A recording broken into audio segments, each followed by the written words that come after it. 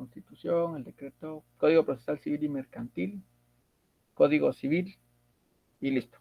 Voy a dar un ratito para que tengan todo. Repito, ¿qué tienen que tener? Tienen que tener su código de notariado, que ahí está el decreto 5477, decreto ley 12583, Código Civil, Código Procesal Civil y Mercantil y su Constitución.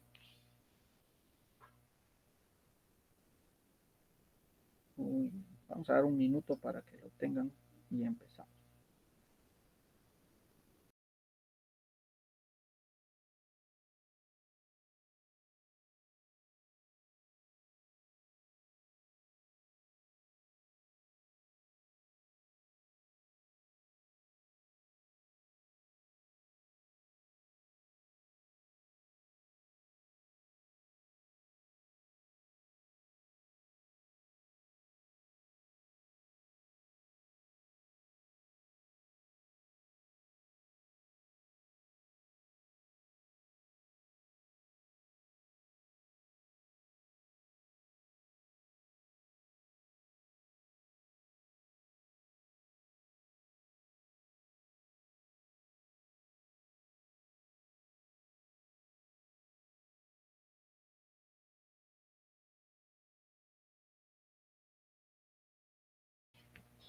Bueno, listo pues.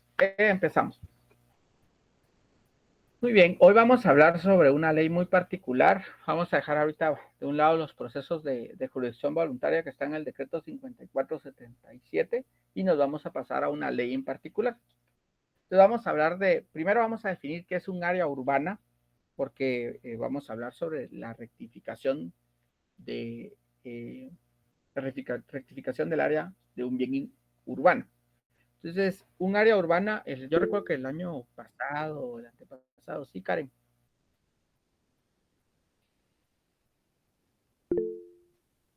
Sí, Karen. Perdón, licenciado, se me activó. Ok, no hay pena. Decíamos, ¿y cómo definimos qué es un área urbana? Y llegamos nosotros entonces, ahora que estaba estudiando de nuevo el tema, siempre hago un reestudio del tema, revisando ahí algunas anotaciones de nuevos eh, lugares que consulté, encontré una definición de área urbana. ¿Alguien que me haga el favor de leerla? Jorge. Buenas tardes a todos. Dice, ¿qué es un área urbana? Extensión territorial organizada en un buen orden geométrico de calles y avenidas que forman bloques divididos en predios con áreas más o menos homogéneas, en propiedad o posesión de personas individuales o jurídicas, generalmente con nomenclatura municipal y dotada de servicios públicos básicos, agua pública y domiciliar, energía eléctrica pública y domiciliar, drenajes de aguas negras y pluviales.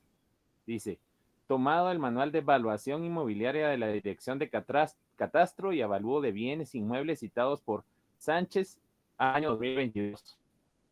Muy bien, gracias, Jorge. Entonces podemos ver que para que nosotros podamos considerar que el bien se considera urbano, entonces necesitamos que esté en un orden geométrico, que hayan avenidas, calles y sobre todo vean esta parte de los servicios públicos básicos.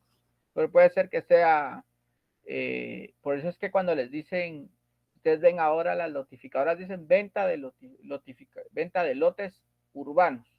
Y cuando ustedes ven el lote, ¿qué tiene? Calles y avenidas ya definidas. Tienen drenaje los drenajes ya establecidos y ustedes ven que está el posteado de la luz pública y la luz privada pues va a depender de cuando usted construya. Entonces, ¿por qué? Porque antes no los vendían así, antes solo vendían a veces el terreno y después la gente gestionaba cómo meter.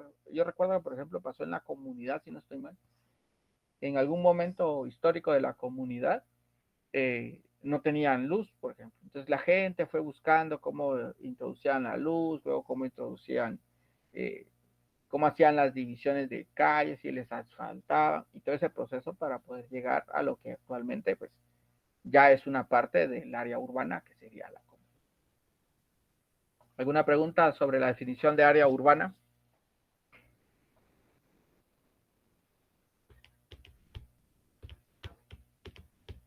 No, licenciado. Ok. Sigamos entonces. ¿Cuándo procede este trámite? El primer supuesto es que les va a aparecer un área registral superior al real. O sea, lo primero que ustedes tienen que decir es, bueno, si yo tengo registrado 80 metros cuadrados, pero mi terreno es de 60 metros cuadrados, procede a hacer una rectificación de área urbana, de un bien inmueble urbano. Si, segundo supuesto, cuando el propietario de un bien se encuentra en la situación de hecho de que la inscripción registral del bien, el área consignada es mayor a la que en realidad corresponde. Segundo supuesto, el primero es que el área registrada es superior a. La segunda, que en la inscripción registral el área consignada es mayor a la que en realidad le corresponde.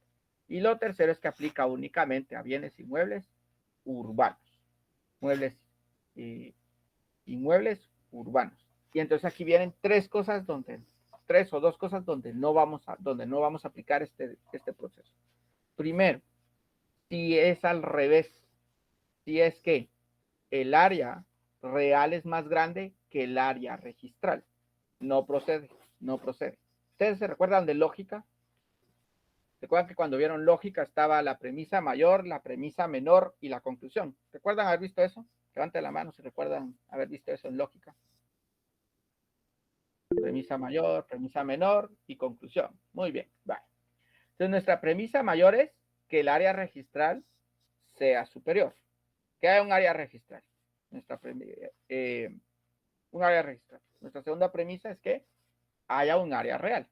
Nuestra tercera premisa es que exista diferencia entre el área registral y el área real, donde el registral es mayor que el real. Si esas premisas se cumplen, entonces concluyo que esto es una rectificación de área del bien inmueble urbano. Si fuera al revés, la premisa mayor es que tengo un área registral, la segunda premisa es que tengo un área real, pero el área real es mayor al área registral, conclusión, no procede este trámite. Que si el bien, otra vez, tengo área registral superior, área real inferior, pero el bien no es urbano, no procede tampoco este trámite. Muy bien, alguien que me haga favor de leer el considerando, creo que es el primer considerando que está en la ley. Ahí está en pantalla, pero alguien que me haga el favor de leerlo. Dice, considerando que existen bienes inmuebles de carácter urbano que, por diversas causas, figuran inscritos en el registro de la propiedad, con áreas mayores a las que real y físicamente comprenden. Discrepancias que se hace necesario corregir mediante un procedimiento más ágil que al mismo tiempo garantice los derechos de terceros y los propios intereses del Estado. Muy bien. Silvia, ¿tiene alguna pregunta? Se dejó su mano levantada antes de que siga. No, Lick, perdón. Ok, no hay problema. Bueno, entonces veamos que... ¿Se recuerdan que les dije que cuál era, por qué leíamos los considerandos? ¿Alguien recuerda por qué les dije que había que leer los considerandos? Sí, Karen. Para saber el espíritu de la ley, licenciado. Muy bien, gracias, porque ahí está definido qué consideración, para redundancia, se tomó para poder hacer. Entonces, ¿qué pasaba en ese contexto histórico cuando surge esta ley? Pues que en ese momento se dieron cuenta que había gente que tenían en sus inscripciones datos mayores a lo que realmente comprendían y que estos era como mayoritariamente visible, podría ser en ese momento, para los que eran de carácter urbano. Y que dadas esas discrepancias tenían que corregir porque los impuestos podían cobrarlos en función del área mayor que tenían y las personas estaban pagando un impuesto mayor al que realmente les correspondía. Sigamos. Entonces digamos que en el registro tenemos 800 metros cuadrados y nosotros realmente no tenemos, tenemos 760 metros cuadrados en nuestro terreno. Esto es lo que el registro dice. Y esto es lo que realmente nosotros tenemos, 760, porque resulta que nuestro terreno no mide 38 por 20, sino no mide, vamos a ver, 20 por 40, 800, sí, no mide 40 por 20, sino mide 38, no sería 36 por 20. Y entonces vemos que hay una reducción en una de las medidas. Y eso hace que el área que está en la realidad es menor al área que está registrado. Y esto lo que nos va a generar entonces es esto, que el área registral es superior al área real. ¿Queda clara? Hago el énfasis en eso para que no se van a confundir después, sobre todo en la práctica y sobre todo en lo demás. Sí, Wellington Octaviano.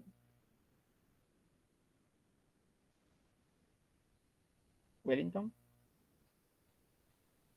Creo que se fue. Sigamos. Bueno.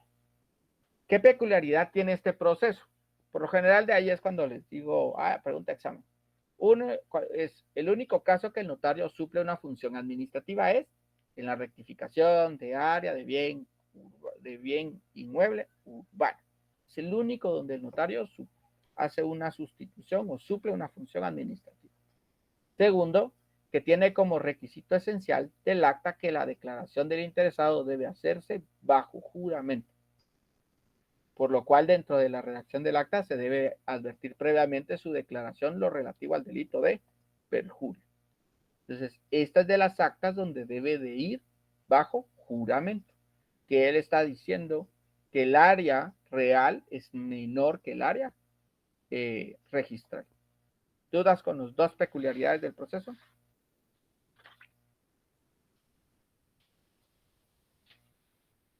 ¿No? Sigamos. Ahora bien, primera pregunta que ya es más capciosa. ¿Se puede aplicar el proceso para un bien rústico? La respuesta es que no, pero puede solicitarse ante la municipalidad un certificado de que el bien ya se encuentra urbanizado. Supónganse que ustedes lo compraron rústico. Cuando ustedes lo compraron, resulta que ya hay calles, ya está pavimentado, ya hay drenajes, ya como les pasó a los de la comunidad, según recuerdo yo históricamente.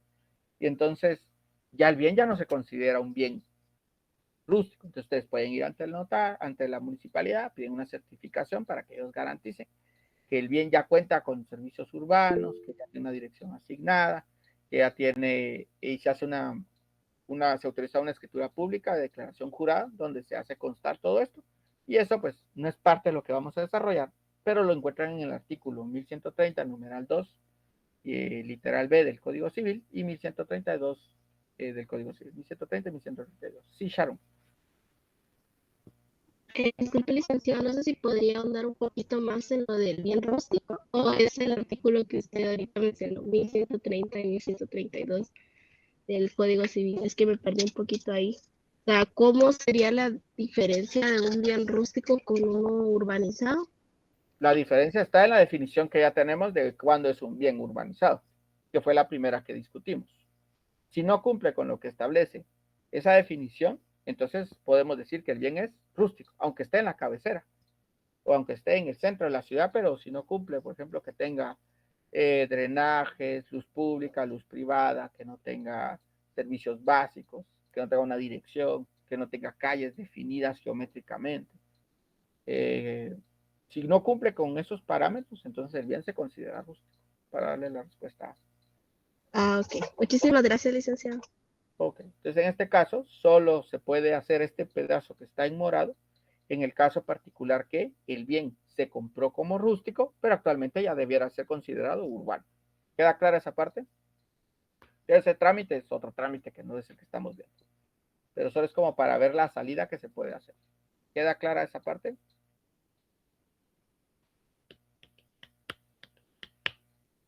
Sí, no, quizá, tal vez. Sí, Lick. Bueno, Sí, estamos bien. sigamos. Ahora vamos si se puede aplicar el proceso para el caso del exceso. La respuesta es que no. Para el caso del exceso se aplica lo dispuesto en la Ley de Transformación Agraria de los artículos 164 al 175. Y ahí lo que establece es que por lo general hay que todos los excesos le corresponden al Estado. Usted no puede decir, como tengo este exceso me lo voy a adueñar. No, no puede alegar posesión, tampoco le quedan al Estado. Y lo que hay que hacer en algunos casos es comprárselo al Estado si quisieran ese exceso. Pero eso lo está regulado en la Ley de Transformación Agraria. Entonces ya tenemos dos supuestos que pueden ser objeto de pregunta. Es corresponde el caso para un proceso que sea de un bien inmueble rústico, no procede. No procede porque no cumple con ser urbano. Corresponde el proceso en los casos que sea un exceso de lo que yo tengo en físico con lo que está registrado, no procede. ¿En qué ley está normado el caso del exceso? En la ley de transformación agraria. Sí, Kelly, perdón. Licenciado, perdone con una consulta. Por ejemplo, cuando es un bien rústico y se quiere hacer constar que es urbanizado, ¿ese documento se solicita en la municipalidad? Sí, es lo que acabo de decir antes. Ah, ok, sí, me quedaba la duda. Ok, gracias, Lick. Con gusto. Se saca una certificación para que la municipalidad haga constar que ya está como un bien y se hace otra vez una escrituración. Eso está en el Código Civil, ahí pueden ver. Se hace Ok, como que fuera un primer gracias. registro porque hay un cambio de rústico a urbano, pero ese proceso no es como el fuerte de lo que queremos hablar. Sí, Magda. Licenciado, perdone, disculpe, he comprendido lo anterior, pero cuando habla de proceso para el caso de exceso, ahí no me queda claro, no sé a A qué ver, realmente se refiere. supóngase que usted deposita 50 quetzales en su cuenta. ¿Sí? ¿Sí? Vale. Pero resulta que cuando usted saca su estado le aparecen 200 quetzales. ¿Tiene más o menos de lo que depositó? Más. Vale. A eso siempre le vamos a llamar exceso, cuando usted tiene más de lo que debiera de tener. Ese es un exceso. Ahora le explico esta parte, la parte que me interesa. Supóngase que usted en el registro le aparecen que su casa mide 80 metros cuadrados. Es decir, que puede ser una casa de, pongamos que fuera de 20, 80, 20 por 10 serían, vamos a ver, 80, dos números que me dan 80, 40 por 2, no, eso no puede ser. A ver, 5 por 8, 40, 10, ahí está, 10 por 8, 10 metros de profundidad y 8 metros de ancho. Esta es una casa de 80 metros cuadrados. Y resulta que usted pide que le hagan una medición, porque usted quiere hacer algo más. Y cuando el medidor le dice, mire, fíjese que su casa no es de 80 metros cuadrados, es de 100 metros cuadrados. Usted tiene 20 metros cuadrados de más, físicamente hablando. En el registro aparece que ese terreno debiera ser de 80 metros cuadrados, pero en la realidad usted tiene 100 metros cuadrados. Y no es que usted se haya metido a su vecino, como algunos hacen, ¿no? Para robar terreno. Se mete al vecino y le roba espacio, no, sino usted desde que se mudó, desde que compró el terreno, siempre se lo dieron con esos mojones, donde están las esquinitas que hay para determinar el perímetro del terreno. En ese caso usted tiene un exceso. Y cuando usted tiene un exceso, físicamente hay más de lo que está en el registro, el procedimiento está en la ley de transformación agraria. Ah, entendido. O sea que para que me registren ya por 100, no por 80. Exacto. Ah, bueno, gracias, Lick. Por lo general hay que pagar o le dicen que eso es del Estado y que usted tiene que votar esos espacios de su casa que no le corresponde. Gracias, Lick. Bueno, ¿alguien más tiene una duda? Resumamos otra vez. Entonces tenemos, ¿cuándo procede? En registro tengo más de lo que en realidad tengo. Cuando no procede, otra característica es la única donde hay una función administrativa por parte del notario, o sea, suple una función administrativa, y en este caso el acta de requerimiento va con declaración jurada. No aplica cuando es un bien rústico y no aplica cuando es una situación por exceso. Tengo más físico que en registro. ¿Queda claro ya el punto hasta donde voy? ¿O alguien todavía tiene dudas? Estamos bien, licenciado. Vale. Si tienen dudas, pregunten. Y si Disculpe. cosa se me va o no me lo sé, pues yo le digo, se lo busco. Sí, diga mejor. Procede cuando en registro tengo más. Sí. ¿No procede cuando? En el registro tengo menos. Gracias. Muy bien. Vale. ¿Cuál es el fundamento legal? El decreto ley número 125/83, que fue emitido por el jefe del Estado el 13 de octubre de 1983 durante el gobierno de facto del general de brigada Óscar Humberto Mejía Hábitos. En esencia eso sería, agréguenle el número de artículos que tiene y casi que es la ficha técnica de la ley. Entonces veamos que esta ley es un decreto ley. Vale. Ahora, ¿alguien sabe cuál es el fundamento legal de los decretos ley?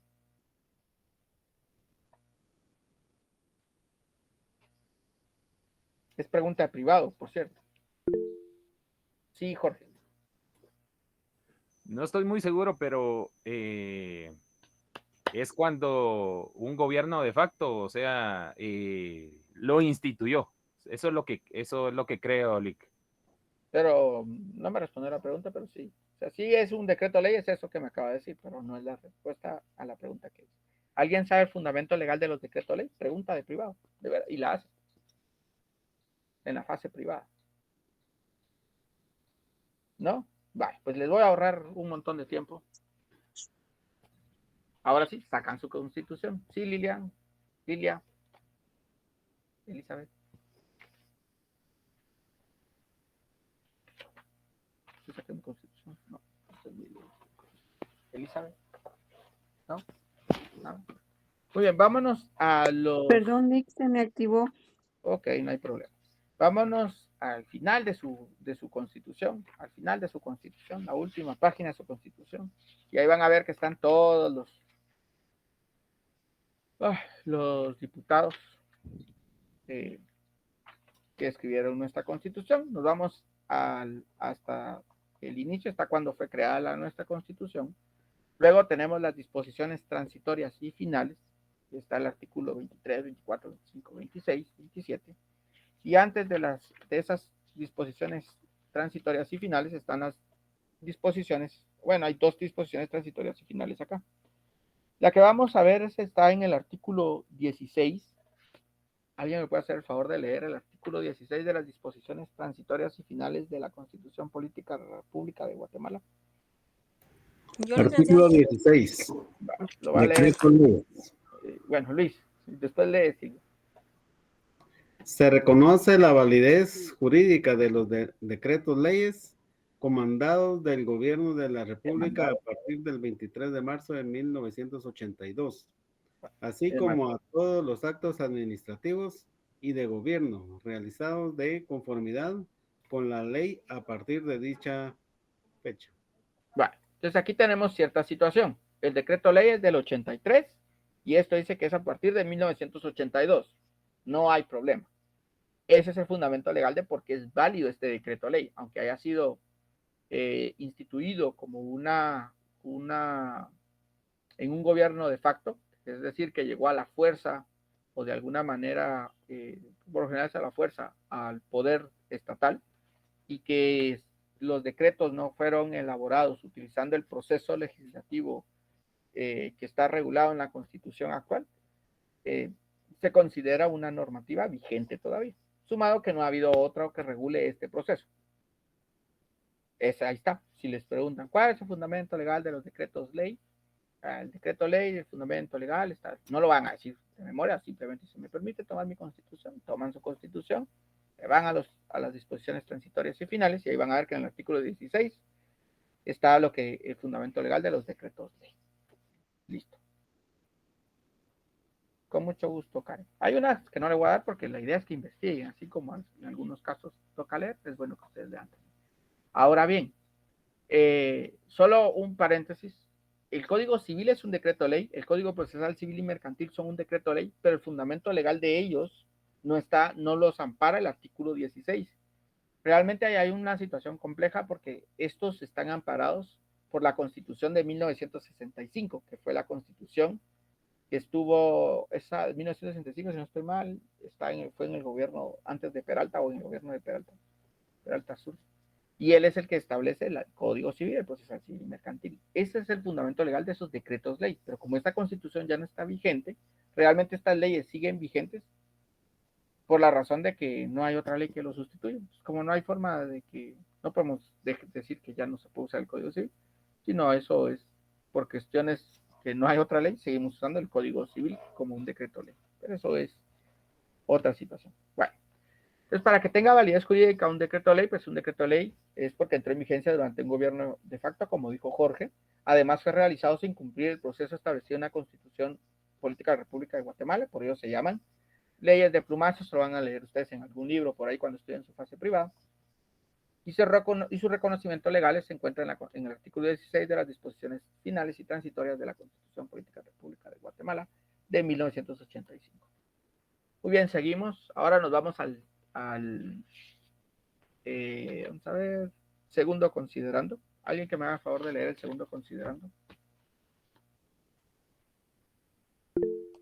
Considerando que los procedimientos legales que en la actualidad se aplican para resolver los problemas a que se refiere el considerando anterior resultan onerosos para los interesados y dispendiosos en cuanto a su tramitación, por la diversidad de dependencias administrativas que tienen injerencia en ellos, lo que es conveniente solucionar, para cuyo propósito es procedente dictar en ese sentido la respectiva disposición legal.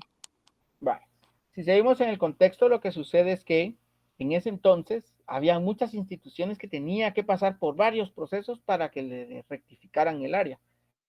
Dado que eso generaba gastos, porque tenían que pagar probablemente un notario que fuera a todos estos lugares y eso generaba que cobrara más. Y sumado a eso, era demasiado extenso el proceso, es que se crea esta ley. Esas son las tres causas por qué la ley es que surge en ese sentido. Muy bien, vámonos al artículo 1. Casi siempre les van a preguntar en el privado, ¿y cuál es el objeto de la ley? Entonces vámonos al artículo 1. Objeto de la ley. Los propietarios de bienes inmuebles urbanos cuya área física sea menor al área que aparece inscrita en los registros de la propiedad inmueble, podrán solicitar ante el notario la rectificación de área. Ese es el objeto de la ley. ¿Quién es la autoridad administrativa a cargo? En este caso, la autoridad administrativa a cargo del proceso, si no se lleva a través de un notario, es la sección de tierras de la Escribanía de Gobierno. Esta está ubicada, ahorita, si no estoy mal, la escribana de la licenciada, ojo, vean cómo ya no, por cierto, por aquellos que tienen la costumbre de usar el término para referirse a las licenciadas como LICTA, eso está mal dicho, ¿oyeron? Está muy mal dicho. Realmente la abreviatura de licenciado y licenciada es lo mismo, LIC. Y en el caso para escribirlo, la abreviatura para mujer, para escribirlo es LCDA sin la I. Entonces no se dice LIC, ¿bien? Espero ya no lo vuelvan a decir después de esto. Por si graban la sesión, ahí lo vuelven a ver por si se les olvida. ¿Qué dijo acerca de lo de usar la palabra LICDA? Que no se puede usar, está mal dicho. La Real Academia no reconoce el término LICDA como abreviatura y no es una forma de llamar A. Entonces mejor le dice licenciada y listo. Aunque les gaste un poquito más de tiempo, pero es mejor. Entonces muy bien, está la escribana, la licenciada Ángela Elizabeth García Urrutia, están ubicados en la Sexta Avenida, 13-71, zona 1, esto es en el Ministerio de Gobernación, si mi memoria no falla, y está en el primer nivel. Entonces ahí es donde se lleva el proceso administrativo, si ustedes quisieran hacer la rectificación y no quieren llevarla ante el notario. ¿Cómo se hace constar el proceso? En un acta notarial, salvo las resoluciones. Vámonos al artículo 4 y establece actuaciones y resoluciones. Todas las actuaciones se harán constar en acta notarial, salvo las resoluciones. ¿Qué va a contener el acta? Dirección de la oficina del notario, lugar y fecha, la disposición razonada que se dicte, la firma y sello del notario, los avisos o publicaciones y deberán llevar la dirección de la oficina del notario. Eso es lo que debe de constar. El contenido.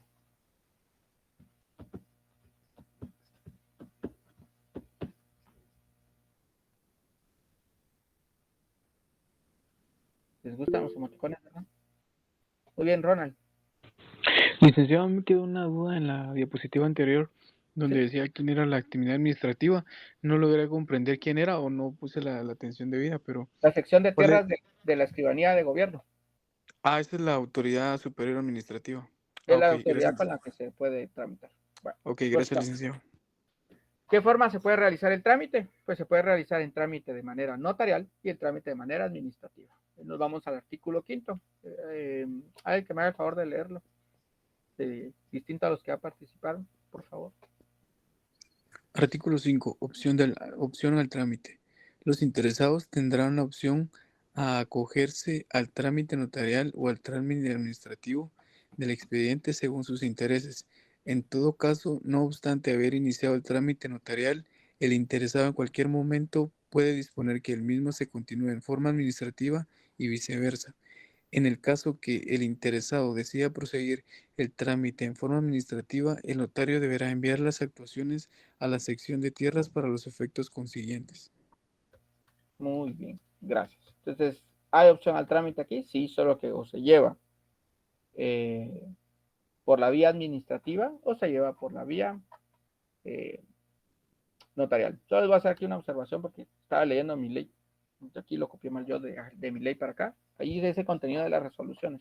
O sea que le toman foto para que no tomen la foto mal. Contenido de las resoluciones. Digamos. Entonces, la opción al trámite o es notarial o es administrativa. Bueno, ¿qué documentos deben de requerir ustedes entonces al propietario? Miren pues cómo va siendo como la lógica de los documentos. Lo primero es que le van a pedir el original del testimonio con que acredita la propiedad del bien inmueble. Eso es para saber que sí es el dueño. Luego la certificación reciente extendida por el registrador del registro de la propiedad en la que conste primera y última inscripción, para ver si no hay una inscripción donde ya se hizo esa modificación. O si está o en la primera inscripción está bien inscrita y en la última inscripción que tiene, porque tal vez lo compró alguien más, se mantiene esa diferencia del área. O sea, se mantiene todavía el área que está mal consignada. Original y copia del documento personal de identificación del interesado, ya que es la persona que nos está solicitando. Informe del ingeniero civil, colegiado activo y planos en que consta el área real de la finca. Esto es porque ustedes ya tienen que tener esta información fehaciente que sí es cierto que el área que está registrada es distinta al área que en físico está. Para eso les sirve el informe del ingeniero civil con su respectivo plan. Informe de los colindantes, información de los colindantes, porque en una parte del proceso hay que notificar a los colindantes, no necesita saber usted quiénes son los colindantes para notificarles que usted va a hacer una rectificación del área. Porque resulta que si el área da a la calle, pues no hay tanto problema, la municipalidad es la que tiene que ver. Entonces, pónganse que el área que quieren rectificar hace que los otros terrenos sean más grandes o que el otro terreno tenía menos y él tiene que ahora sí rectificar porque su valor real del terreno era distinto o cualquier otra información que afecte a los colindantes. Certificación de matrícula fiscal en el que aparezca el registro del inmueble extendida por la Dirección de Catastro Avalúo de Bienes Inmuebles para hacer constar que en la matrícula sigue todavía habiendo ese registro distinto. Certificación extendida por la Dirección de Catastro y Avalúo de la Municipalidad, donde hace constar que el lugar se encuentra ubicado el inmueble, propietario, área y naturaleza. Naturaleza, ¿cuál es lo que estamos viendo? Si la municipalidad lo tiene considerado como un mueble urbano o un bien inmueble rústico. Leímos ahorita, el último que leímos fue el artículo 4 y ya leímos el artículo 5. Luego, copia de recibo del pago del impuesto único sobre inmuebles. Recuérdense que de acuerdo a lo que establece la ley del impuesto al valor agregado, creo que es el fundamento legal, establece que siempre cuando se va a hacer cualquier situación en la que implique una compraventa o un bien inmueble es indispensable. También creo que está en el Código Notarial, si no estoy mal. No me recuerdo qué otra ley. Pero establece que es obligación hacer constar que se tiene el pago de los impuestos correspondientes a los bienes inmuebles, es decir, al cabala, creo que dice, establece la ley, pero se refiere al impuesto único sobre inmuebles. En algún lugar recuerdo que lo oí.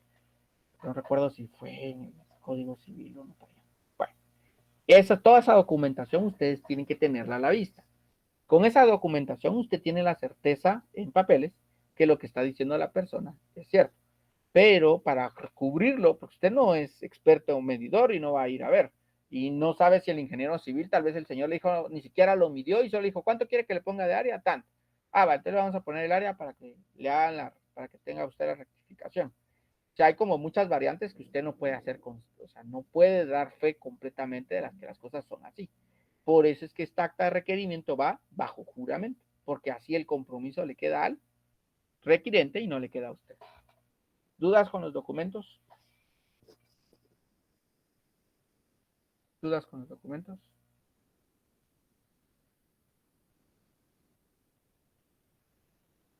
No, Lic, todo claro. No, Lic. Digamos. Ahora bien, ¿qué obligaciones posteriores va a tener el notario después de que finalice el proceso de jurisdicción voluntaria de rectificación de área de bien inmueble urbano? Primero es que va a extender un testimonio con duplicado de las partes conducentes de las diligencias. ¿Qué tipo de testimonio es ese? ¿Alguien recuerda?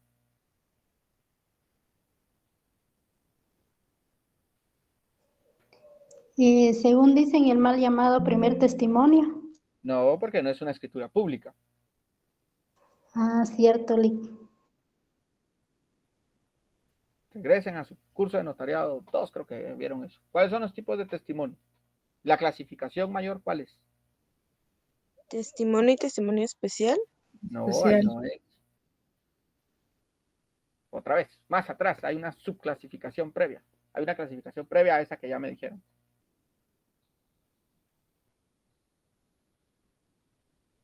Buenas tardes, Lick. Si no estoy mal, creo que es un testimonio irregular que se hace especialmente para estas rectificaciones, ¿verdad? Ajá, entonces, ¿cuáles serían los tipos de testimonio? Ahí sí le quedó mal, pero más Ya o me menos. dijo uno. ¿Cómo es? El primero es irregular. Y si no es Correcto. irregular, ¿cómo lo llamamos? Nada, Irregular y irregular. Regular. Regular. Se dividen en regulares e irregulares. Los regulares, Regular y regular también existe el especial. O sea, ahorita vamos a la segunda parte. Gracias. ¿En qué artículo podemos encontrar eso, Lick? Eso no recuerdo. Ahí. Los testimonios regulares e irregulares, la verdad es que no me recuerdo si hay fundamento legal como tal. Sé del testimonio, el testimonio especial, ese sí, está en el Código de Notariado. Esos son más doctrinarios, si mi memoria no me falla. El testimonio especial está en el artículo 37. De ahí el testimonio lo van a encontrar en las obligaciones que tiene el notario. Ese está, a ver.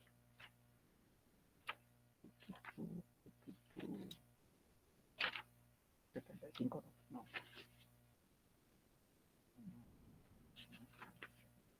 Casi. 66 se tiene los testimonios, que son el testimonio, el testimonio regular, en el otro 37, si no estoy mal. Y la clasificación de regulares e irregulares es más doctrinario que de ley.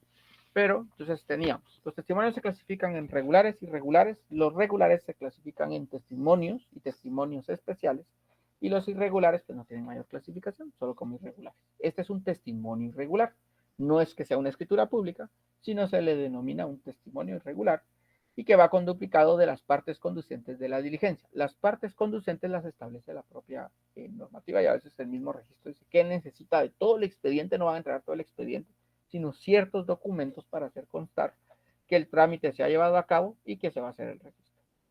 ¿Qué deben de adjuntar aparte del testimonio irregular? Adjuntar la constancia que está al día del pago del impuesto único sobre inmuebles, si no, no lo registran. Adjuntar formulario el primer ingreso al registro general de la propiedad, ese está en línea, hay que dar unos espacios ahí para poder tener eso y ese se imprime y se adhiere como carátula al folder con que ustedes van a entregar esta información.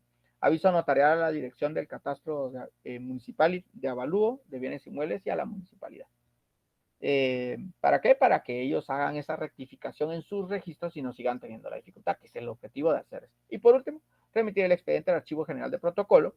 Pregunta de examen, ¿cuál es el único trámite en el cual hay plazo para mandar el expediente al Archivo General de Protocolo? En este. Es el único que establece que tiene 45 días para poder enviarlo al Archivo General de Protocolo. Caso contrario, los demás no tienen plazo. Es el único que tiene plazo para ser enviado. Entonces, ¿qué pasa si ustedes, supónganse que ustedes fueron los que solicitaron el trámite y el notario se fallece? Se supone que como el expediente está en el Archivo General de Protocolo, ustedes van y dicen, mire, fíjese que hice un trámite de colección voluntaria y quisiera ver si me pueden extender una copia del mismo bajo mi costo, bajo el costo de lo que tengo que pagar.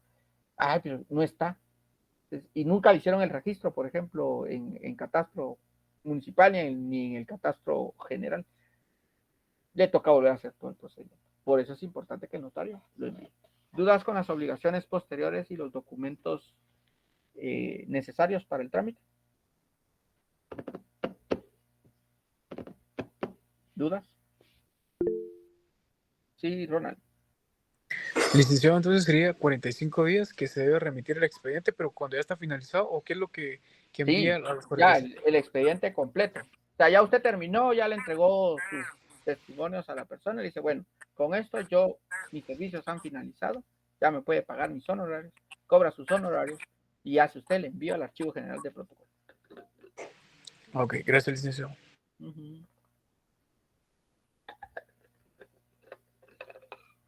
Bueno, prosigamos.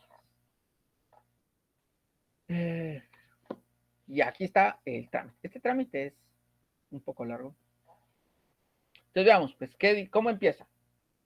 primeros 3 puntos, a ver, ¿cómo empieza todo trámite, dijimos? Acta notarial de requerimiento. Acta Primera notarial de Resolución de trámite. requerimiento, primera resolución de trámite, notificación de primera resolución.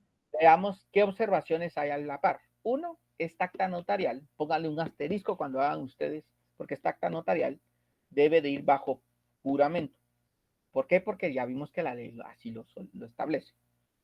Dos, el decreto pues es un decreto de trámite, y en este pues ya sabemos que lo que vamos a ordenar es a que se vaya a medir el bien inmueble si no lo han medido, y que se haga la medición del bien inmueble y que el ingeniero tenga los planos.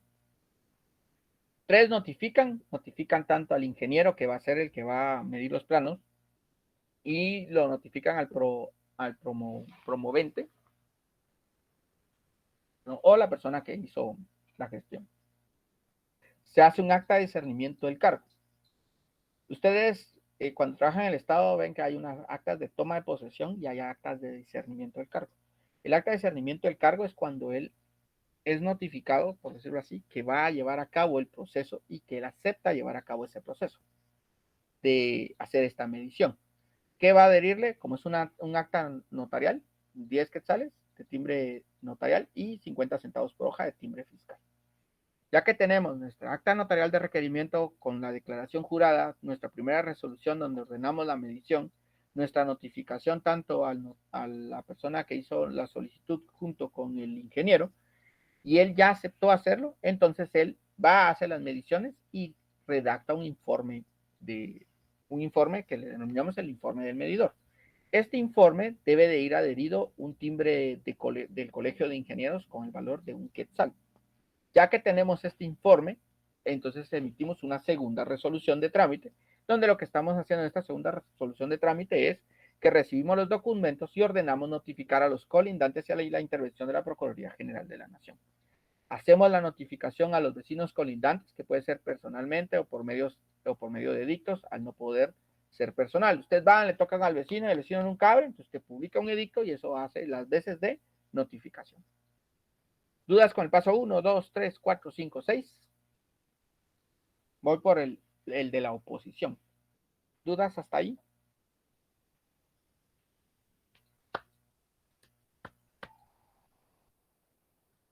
¿No? Licenciado, una consulta.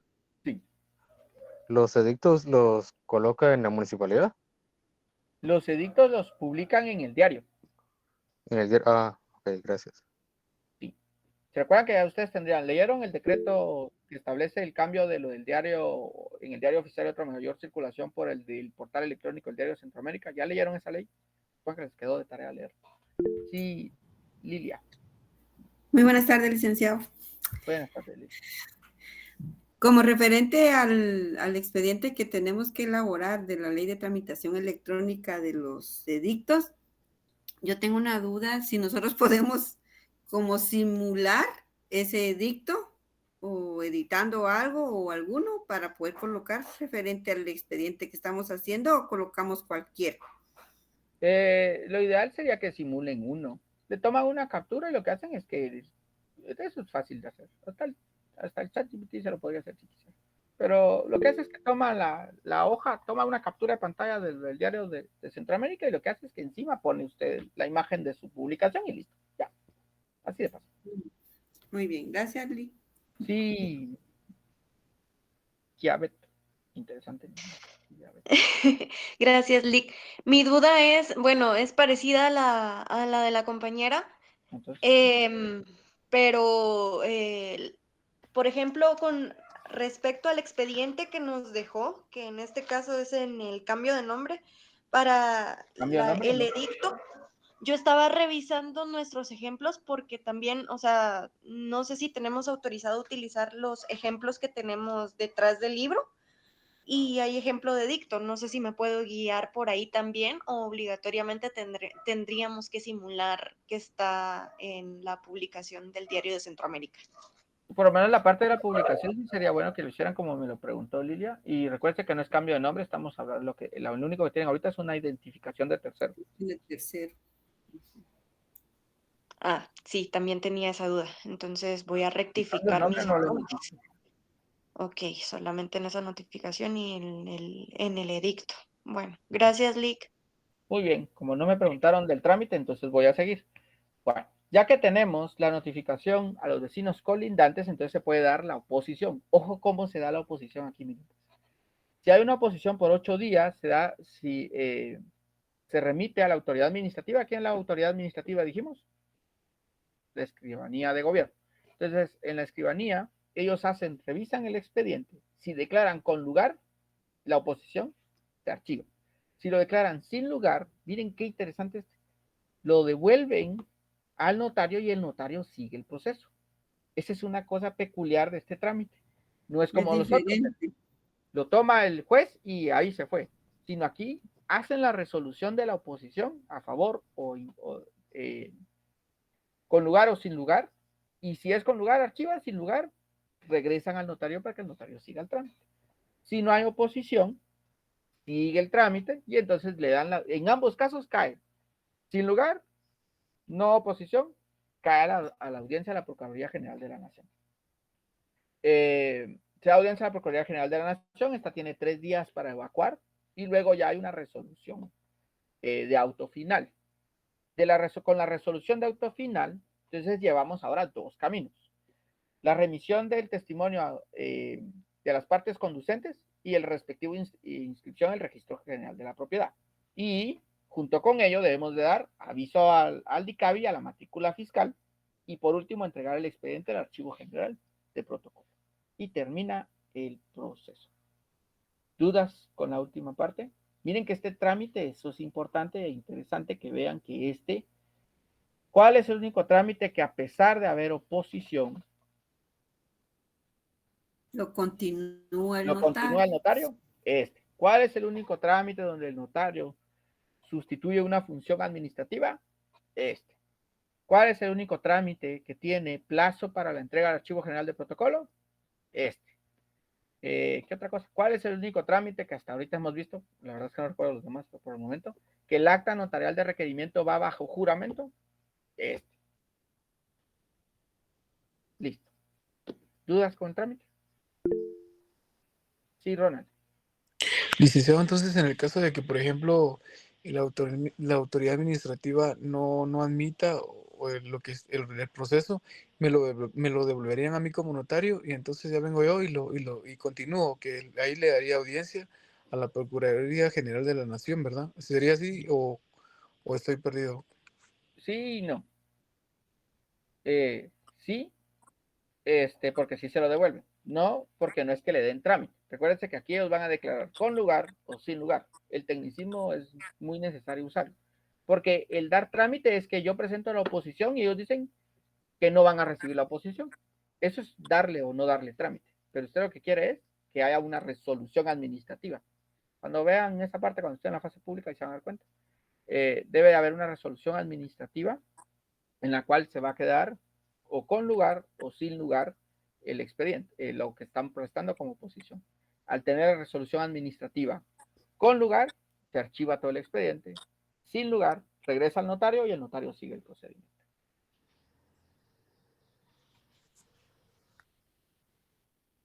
Muy bien. En resumen, otra vez. Resumo lo que está ahí.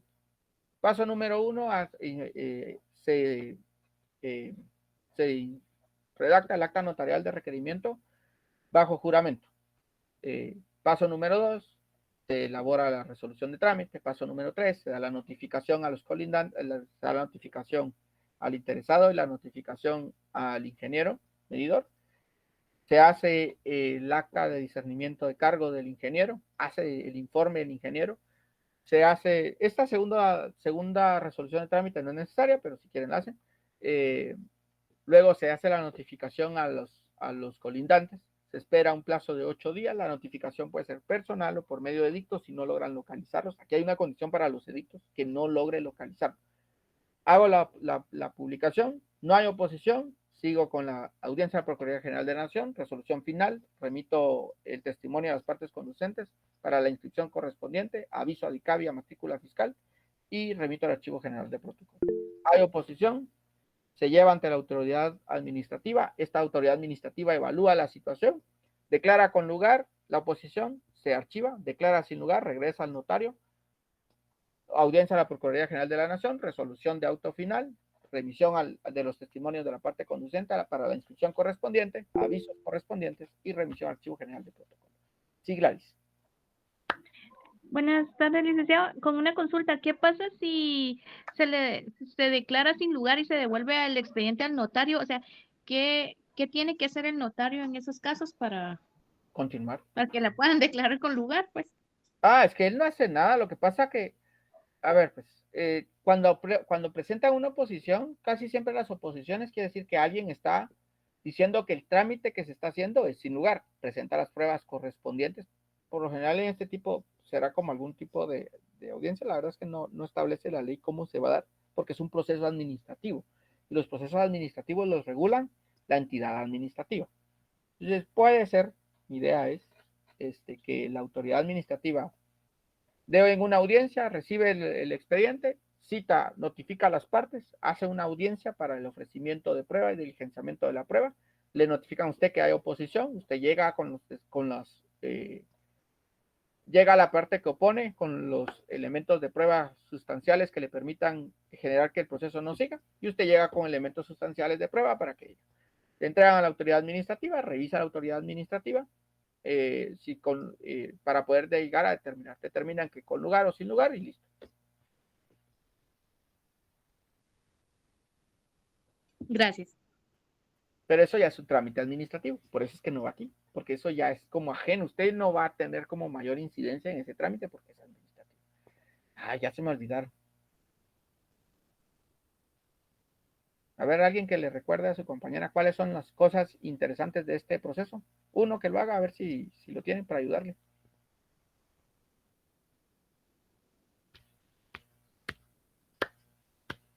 ¿Es el único proceso en el que el acta notarial de requerimiento se hace bajo juramento? Hasta el momento, sí.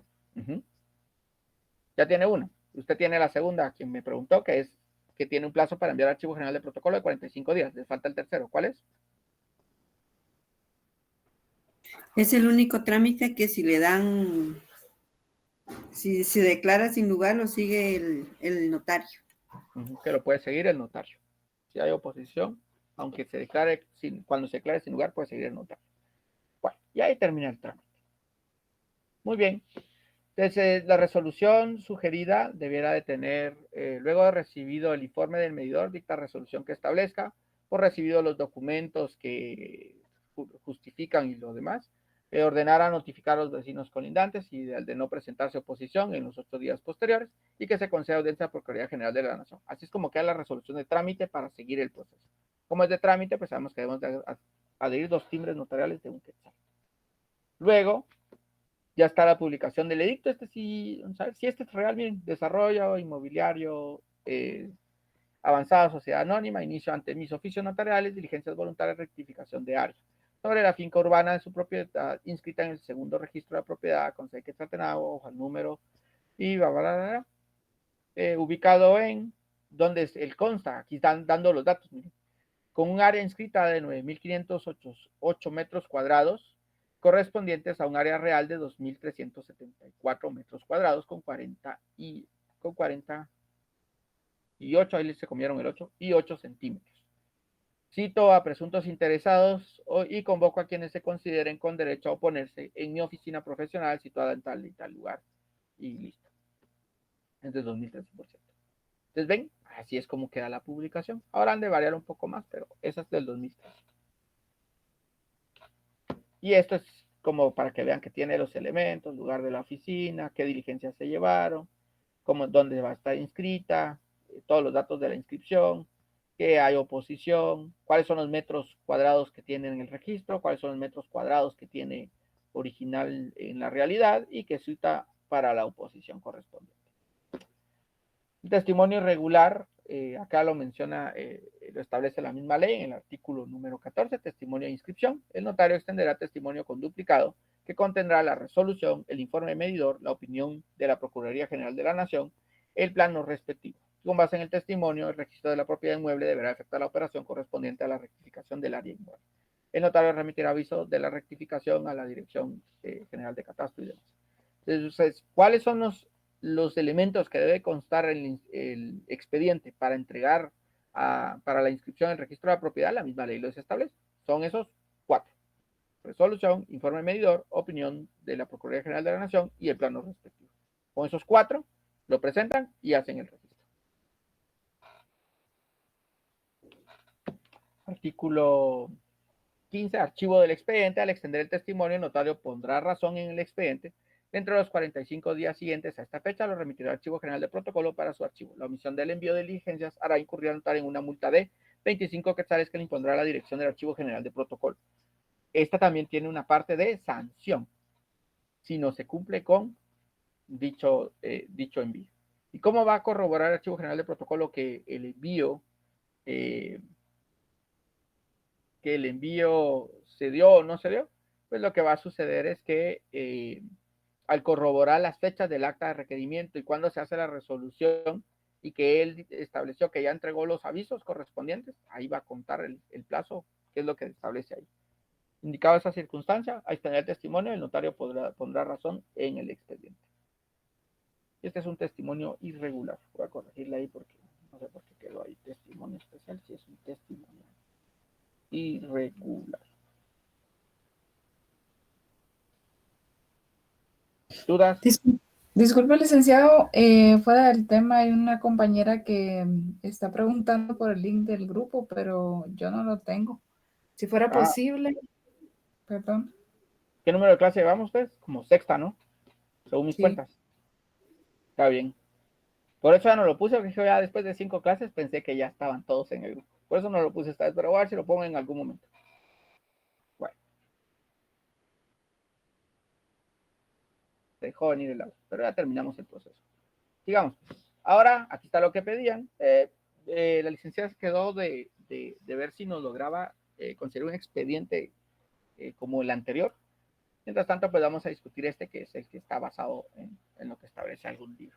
Está casi hecho de la mejor manera real. Bueno, el acta de requerimiento, pues sabemos, timbre notarial de 10 quetzales, timbre fiscal de 50 centavos por hoja, donde el objeto de la rogación es el de tramitar ante sus oficios la diligencia voluntaria extrajudicial de rectificación de área de bien inmueble urbano. Y procede de la siguiente manera. ¿Qué nos interesa de esto? El punto primero, vean. Advertida por el infrascrito notario de la pena relativa al delito de perjurio, la requiriente bajo juramento declara ser propietaria de la finca urbana inscrita en el registro, lista cuáles son los datos del registro, cuál es el área con el que se cuenta, y sin embargo el inmueble ha sufrido 2 desmembraciones, uno de 150 metros cuadrados y otro de 100 metros cuadrados. Que la superficie registral del inmueble es de 600 metros cuadrados, para lo cual la superficie real del mismo en la actualidad es de 350 metros cuadrados, inferior al que aparece inscrito. Sí, Magda. Licenciado, disculpe, cuando se describen los datos generales de las personas que requieren el servicio, ¿es obligatorio colocar el número de DPI en números o puede ser solo en letras? A ver qué establece su código de notariado de lo de los números y las letras. Chequeole.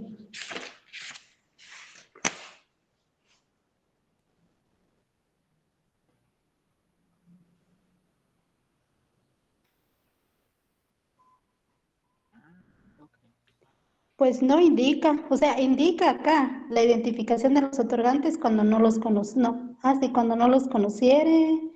Eso está en el artículo de donde establece está como en el artículo 5, 6, 7, 8 por ahí, que es donde está lo del protocolo. ¿Qué es el protocolo? Es el conjunto ordenado. Acá está, es en el 8.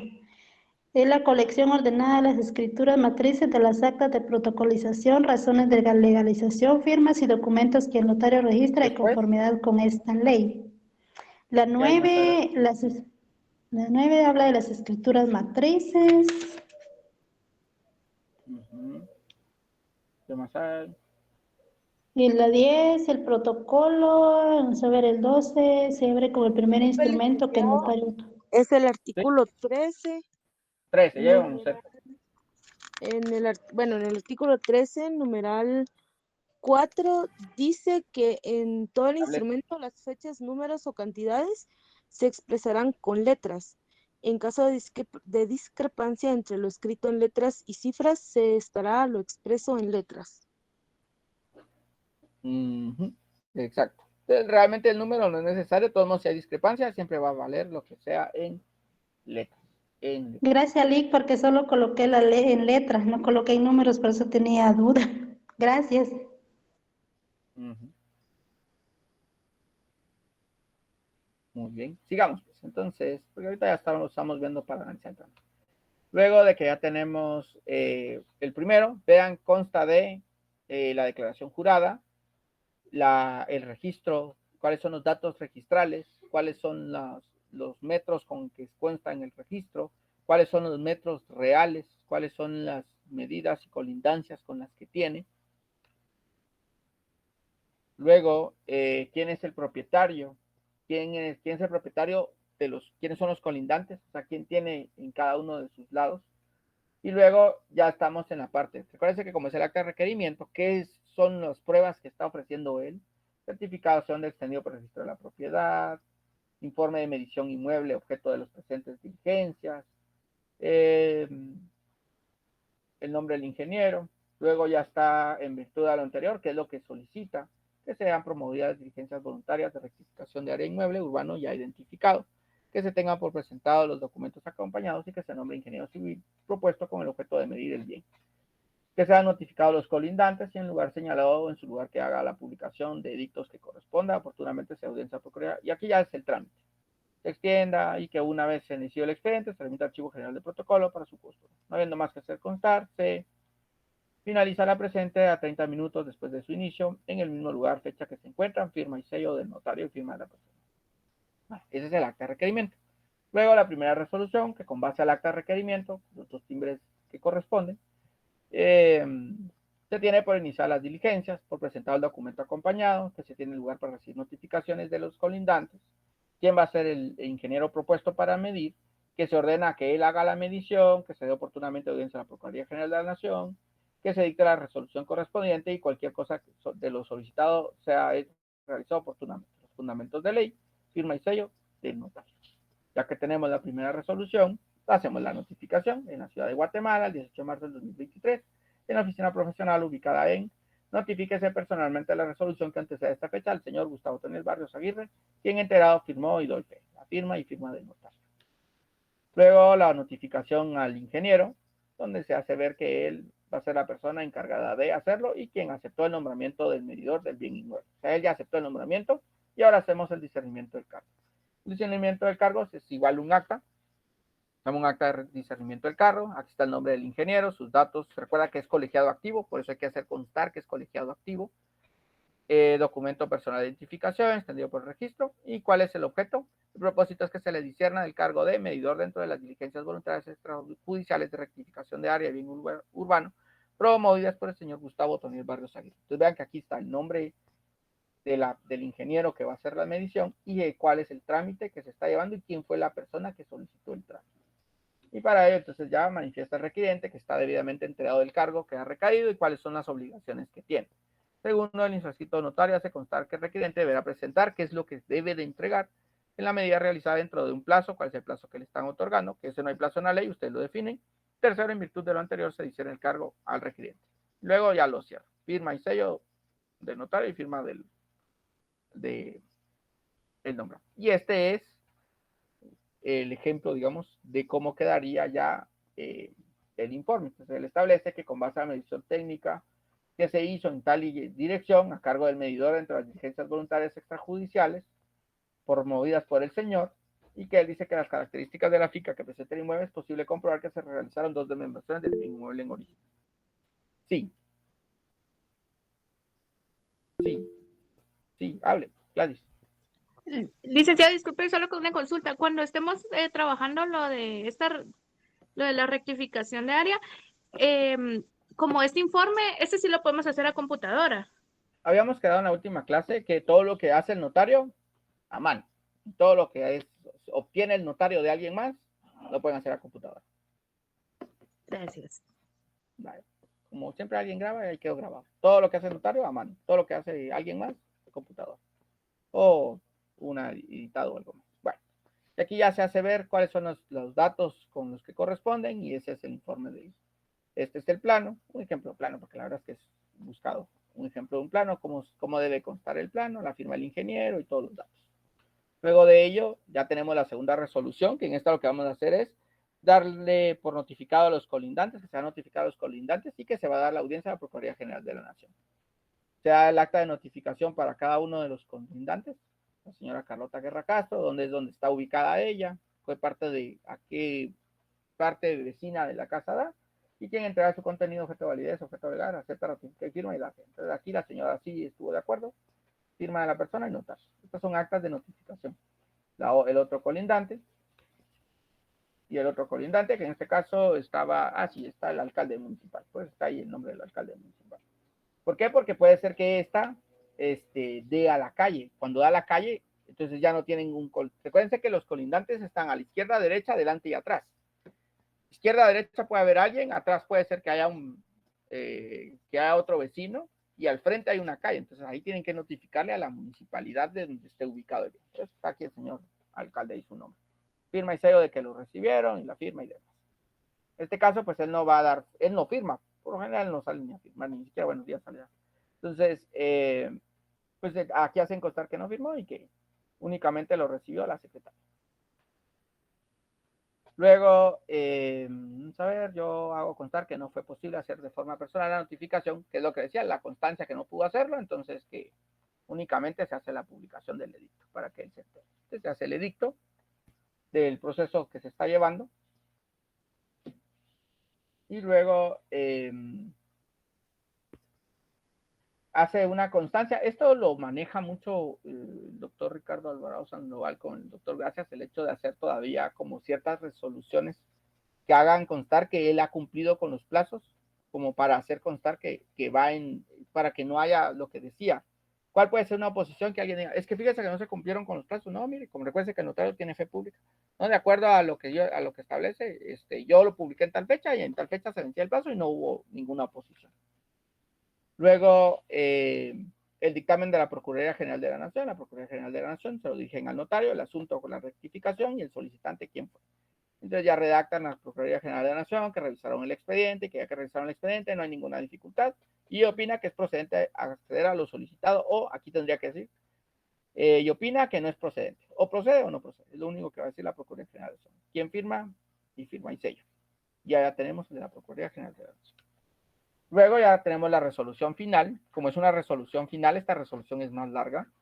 Ya requirió los servicios notariales. Se recuerdan que empieza como con unos antecedentes. ¿Qué fue lo que se hace como un detalle histórico de qué fue lo que sucedió, que la persona hizo la solicitud, que estuvo la primera resolución, qué pruebas rindió, y luego que ya tiene todo esto y que, pues considerando que a lo que establece la ley, luego, por lo tanto, con base a todo lo demás, se declara con lugar las diligencias voluntarias de rectificación de área bien inmueble urbano solicitadas.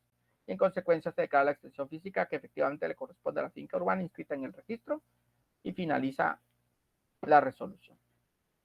Y ya que se finalizó la resolución, entonces se procede a hacer, constar que se va a proceder a, yo recuerdo hago constar que ha sido entregado el testimonio de la diligencia voluntaria extrajudicial de rectificación inmueble al señor Gustavo. Entonces aquí está haciendo el constar para que él no diga nunca me lo entregó, aquí está la constancia que yo se lo entregué. Y luego está el testimonio como un duplicado. Otra vez firmas originales para que sea un duplicado. ¿De qué era lo que pedía? De la resolución, del informe del ingeniero, informe de la Procuraduría General de la Nación y el informe del plan. Y luego, pues, el testimonio, que es testimonio de la resolución de fecha 17 de marzo del 2023, informe del medidor y plano del medidor ingeniero civil. Y aquí estoy dando el testimonio de la resolución que se tiene. Y con ello, miren, hoy quedó tiempecito. Podríamos ver todavía el siguiente. Y se remite al archivo general. Este es esto puede variar, la verdad es que esto queda muy criterial, no hay un esquema de cómo, pero por lo menos acá la idea es que tenga tipo de expediente, promovente, fecha de inicio. ¿Se recuerdan que el del RENAP creo que era así, el que les compartió la licenciada de la identificación de tercero tenía una estructura más o menos parecida, una matriz como esta, donde hace constar qué le entregó, quién es el notario, cuántos folios, en qué fecha inició, finalizó estos, para ver que no tenga alguna multa que pagar, quién fue el que lo promovió y el tipo B. Y con eso terminamos. ¿Dudas con el trámite? Trámites largos. Creo que entiendo que ahora es porque como este no es un instrumento que se protocoliza, es por eso un testimonio regular. Pienso, no sé si es así. No, el testimonio es irregular. A ver, pues, para explicarle lo del testimonio regular e irregular aquí a Lidia. Un testimonio es regular porque consta todo lo que le corresponde para poder emitirlo. Por ejemplo, cuando es un testimonio de la escritura matriz, usted lo que hace es que saca la fotocopia. Un testimonio es una fotocopia, si lo quiere así de manera muy burda, pero no es técnico decirlo. Saca la fotocopia de todas las hojas que consta la escritura matriz. Y usted con eso redacta el testimonio. Ese es un testimonio regular, ese está completo. Un testimonio irregular de las partes conducentes es que usted dice, mire pues, yo quiero que me traiga la fotocopia donde está, que el testimonio conste de donde está, quién fue, quiénes son los que intervienen en la escritura. Luego que se vaya a la parte donde está donde se establece únicamente la compraventa, no le interesan los antecedentes, no le interesa nada más, solo donde aparece la compraventa. Y por último, el cierre para ver que sí firmaron las personas. Ya no son las 15 hojas que tenía la escritura matriz, sino solo dio 3.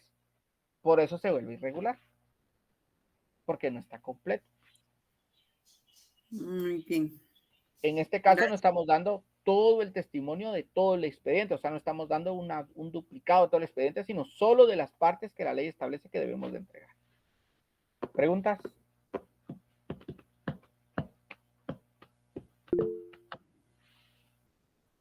Sí, Ronald, en lo que pongo lo de la cosa de WhatsApp que quieren aquí. Licenciado, solo con una consulta respecto a la hoja de trabajo o lo que hay que entregar para el día miércoles. Para el día miércoles tengo entendido que hay que entregarlo de la identificación, o sea, hay que tenerlo hecho para que ustedes pasen sellando, ¿verdad? El expediente completo sería, ¿verdad? Otra cuestión, yo quisiera saber si usted va a compartir estas diapositivas, ya que, por ejemplo, a veces uno le está poniendo atención a la diapositiva de lo que está explicando y a veces no da tiempo como que tomarle captura o algo por el estilo, entonces eso sí, sí me interesaría pues como estudiante, porque sí, yo a veces le estoy poniendo atención y a veces no logro tomarle captura o anotar algunas cuestiones, entonces sí se me hace difícil. La mayoría de cosas están en los libros. Eso es lo primero que les voy a decir. La segunda es que eso ya lo habían preguntado en clase y la licenciada ya había dado respuesta a ello y justificación del por qué sí o por qué no. En esencia, la respuesta que la licenciada dio fue, ¿sabes? Fue que no iba a compartir las presentaciones porque se vuelve una espada de dos filos, porque muchos quieren estudiar solo lo que está en la presentación y entonces que ella por decisión de circunstancias y demás, ha decidido que las presentaciones no se compartan. Respondiendo a su pregunta. Sharon y luego... Sí, licenciado, respecto a la tarea que hay para este miércoles, si no estoy mal, que es de la identificación de terceros, serían las 34 hojas, digámoslo así, que se pasó en el documento, redactarlas con los datos completos, ¿verdad? Sí. Ok. Solo una cosita más. Los datos, pues, podría hacerlos yo de X persona. Con su pariente, No hay... para identificar. Ok, gracias. Muy bien. Ahora sí, Lía, luego Luis, luego Daniel, luego Andrea y de último Carlos. Muchas gracias. En referencia a la entrega del expediente, bueno, del inicio de los documentos, empezamos exámenes en la otra semana. Entonces, mi duda es, sí, 25. Ah, qué alegre. Ay, no, qué maldad.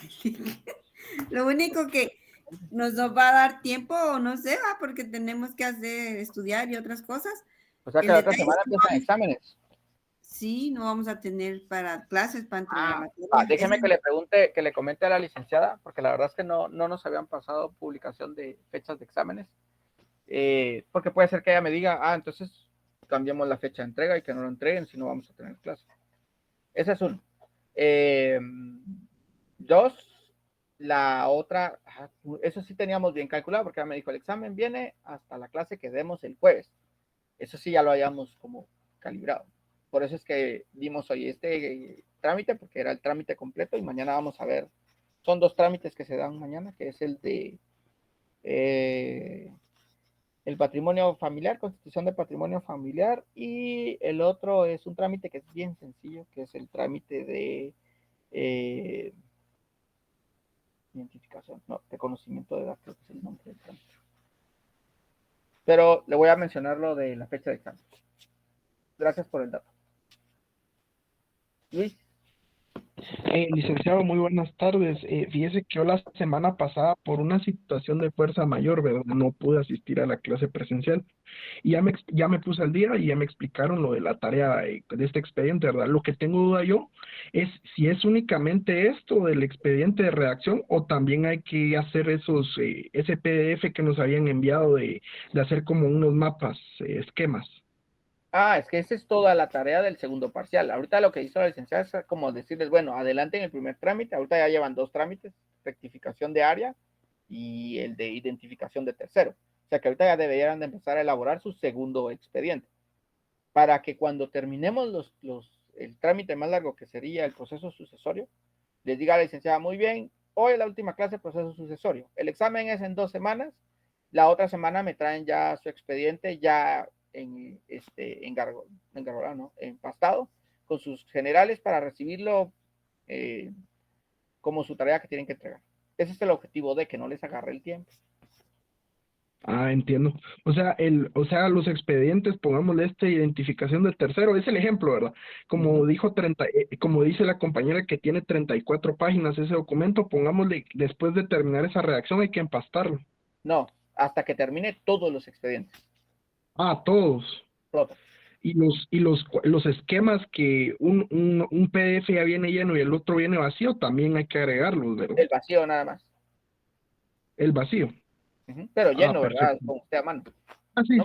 sí, a mano. Perfecto, ya me quedó claro. Muchísimas gracias. Muy bien. Daniel. Disculpe, Lick, en la última clase alguien preguntó en relación a las hojas en las cuales había que hacer el expediente y se mencionó que eran hojas oficio bond. Puede ser papel español. Siempre y cuando no se pase 25 líneas. Puede ser hasta de líneas, siempre y cuando no se pase 25 líneas. O sea que puede ser en papel español, licenciado. Sí. Gracias. Pero casi siempre las actas debieran de hacerse a blanco, pero bueno. Andrea, ya era la siguiente y la dejé de última. Perdón, licenciado, por ejemplo, todos los medios de prueba, como las certificaciones de nacimiento, salen en hoja carta. No sé si al momento de agregarlos en el expediente lo agregamos en hoja carta o lo imprimimos en hoja oficio, perdón. Por lo general están en carta. Trata de trabajarlo lo más real posible. Déjelo en carta.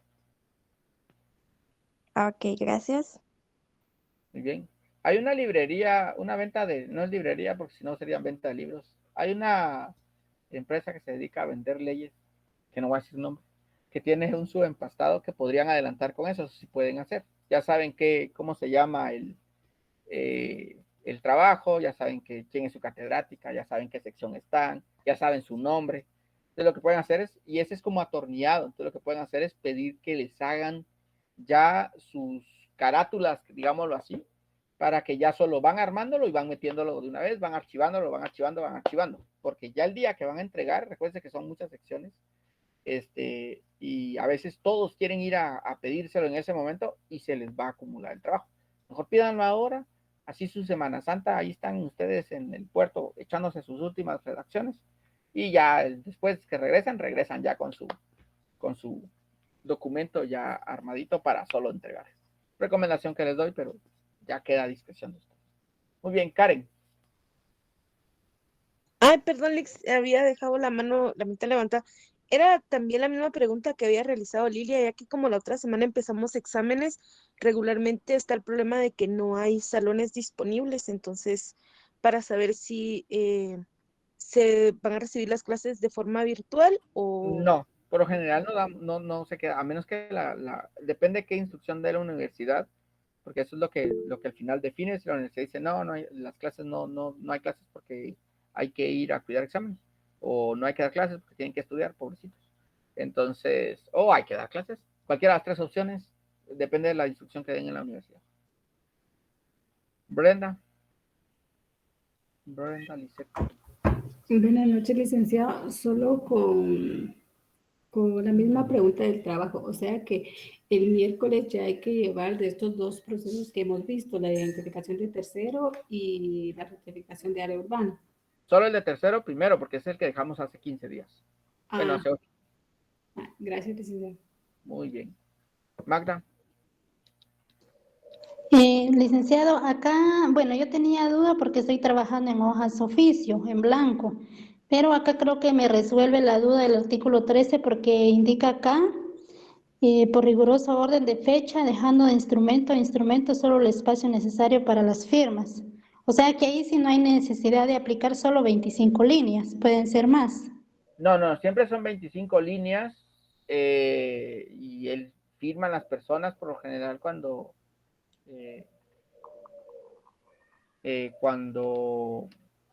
casi siempre queda el espacio para firmar.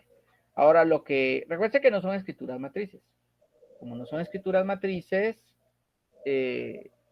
no hay ciertos formalismos que no hay que tomar en cuenta. Lo que sí, las 25 líneas, esos sí son obligatorios, pero no necesitan, por ejemplo, empezar un acta seguida de la otra acta. No es necesario porque las actas no son escrituras matrices. Licenciado. El sábado Sí, vamos a lo que pasa que en mi, perdón, Lic, en mi caso, como mi letra es así bastante pequeña, entonces utilicé una hoja, pero ahí sí redacté más de 25 líneas. Sí, debe de ser siempre 25 líneas, porque eso es lo que O establece. sea que mejor la repito, ¿verdad, Lic? Yo diría, porque no le van a poner ahí que por tener más de 25 líneas le hagan ahí alguna anotación. Mejor repito. Ah, bueno, le agradezco, gracias, Lic. Y me preocupa que no distinguen entre instrumento público y lo que no es instrumento público. Y eso que lo repasamos en clase, pero María José. Sí, de ambos lados de la hoja. Buenas noches, licenciado. Mire, con una consulta, el expediente que nos mandó está, digamos que el DPI hecho de la persona, ¿verdad? Del requiriente, pero aparte tiene el informe de registro civil de las personas, el de RENAP. ¿Ese también lo hacemos o sería suficiente con el DPI? Replíquenlo como está en el expediente que les dieron, así les queda una idea, por si pierden el archivo de PDF alguna vez, ya dicen, yo recuerdo haberlo hecho.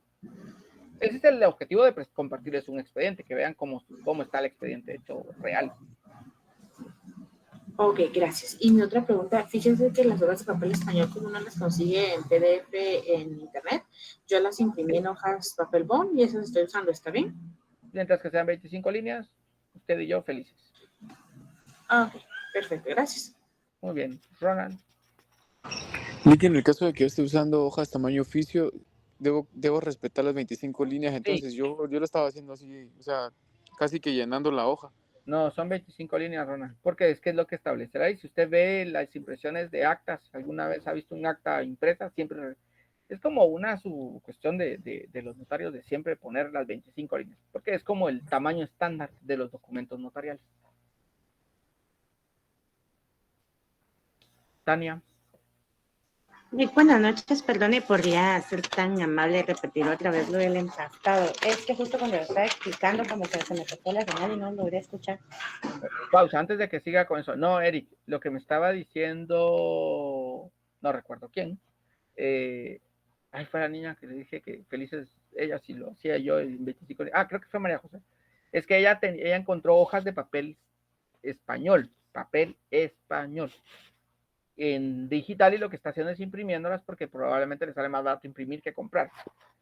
Pero no son hojas de papel sellado especial para protocolo, son dos cosas distintas. Les voy a mandar una foto de cuál es la hoja de papel español por si no la conocen, y una de cuál es la hoja de papel sellado especial para protocolo, para que no se confundan. No van a hacerlo en donde no es, porque si no se van a confundir, y la verdad es lamentable que por errores de incomunicación a veces falta de atención, pase que se les va. Fíjese que no hay forma de verla de nuevo. La verdad es que lo de la grabación es por las constancias administrativas que piden, porque realmente ya no mucho. ¿Alguien más? Si no, doy por finalizada la clase. Yo iba a terminar temprano. Si no, doy por finalizada la clase. Buenas noches, Ley. Buenas noches. Sí, Magali. Licenciado, muy buenas noches. Solo tengo una consulta. Fíjese que en el documento que nos compartieron traen fecha de julio. Entonces, como lo dijeron que lo iban a actualizar, ahí sería julio 2024 que se coloca. ¿Qué cosa, Magali, perdón? La identificación de personas donde comienza el notario a escribir, y como entiendo yo que hay que actualizarlo a la fecha y con nuestro nombre, entonces lo dejo con las fechas que trae, o también, por eso que le digo que no, me da duda. De este año. Donde dice 5 de julio, pero como es julio, entonces si no hemos llegado a julio, eso me da un poquito lo pone de ahorita de enero, o sea, que sea. Ok, o sea que le puedo cambiar las fechas de estas, sí, de es que estas de normal, digamos, de enero. Ajá, ese solo es ejemplo. Ajá, por ejemplo, Gladys lo hizo el 12 de febrero del 2020. Yo cometí un error porque inicié con la fecha de febrero y por el mes que se le da el tiempo de los edictos. Está bien. La verdad es que al menos de este año. Ok, muy bien, gracias. Muy bien. Licenciado, perdone, yo lo coloqué. Gracias, licenciado. Que realicé fue como el 13 o el 14 de febrero. El detalle del fallecimiento lo puse del año pasado, no importa. Está bien. No, es que, lo que ella quiere es que las actas, todos los documentos que ustedes